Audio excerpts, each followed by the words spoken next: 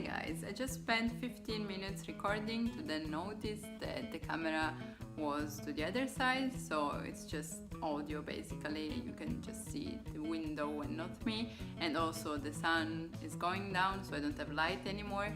So I'm just doing it in this way. Quality is bad, light is bad, but I don't care, and I'm sorry about that, because you know when you do something and you can't, and you just get really yeah, you know that feeling. Anyway, this video was about why am I always going to Japan, or why am I always there, and I'm shooting it right now in Italy. So when I say here, I'm in Italy, and when I say there, I'm in Japan.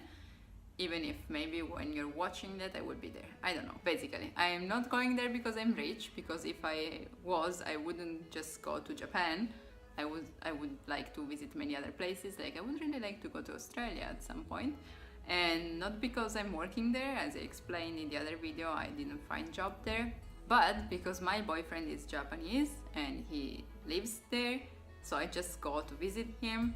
So I went to Japan 3 years ago to do an exchange with my university, and I was supposed to stay there for 6 months. And yeah, also, first of all, because I didn't want to waste too much time abroad while I still had to finish my university here, and then because I couldn't afford that. But then I got a scholarship and I met my boyfriend, and I was like, if I don't extend it now, when will I be able to be here in Japan, basically with zero expenses? So I extended it to 1 year.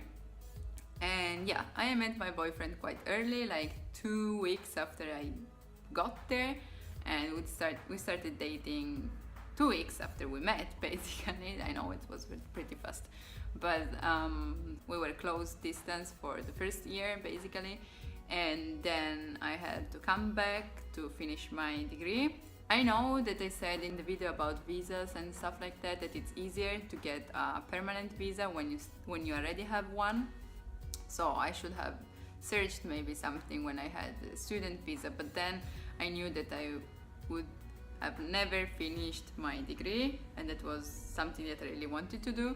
I was working while I was there, but it was just part-time that I found thanks to having a visa. So anyway, I didn't have any options. So yeah, got back, and I still had like 1.5 years of university, and I was everything except the happiest person ever, because I was stuck here basically, and I couldn't even like travel so much because well, money of course, and then I still had to do exams, so I couldn't leave, and it was really frustrating, that period.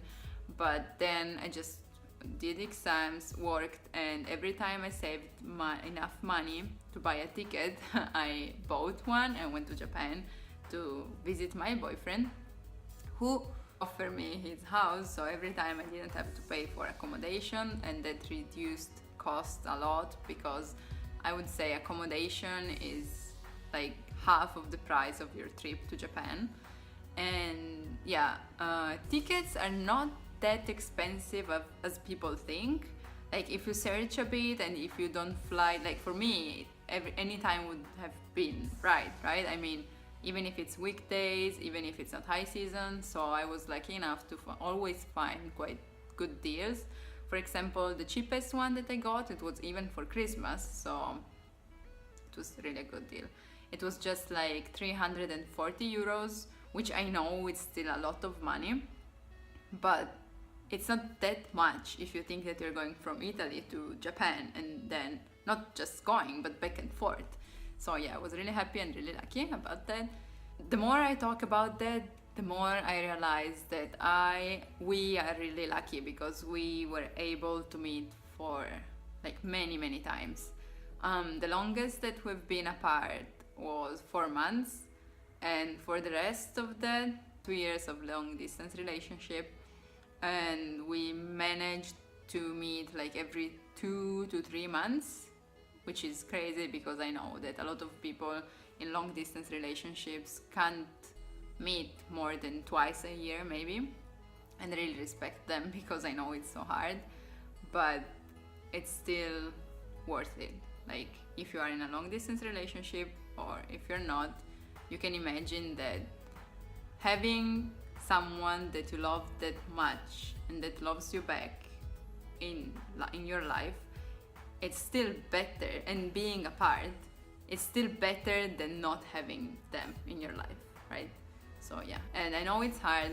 I really know it, like, trust me. I know it's hard to find a balance, and I know it's frustrating, and there are a lot of sad periods depending on how stressed you are, because you can't really rely on someone for daily life.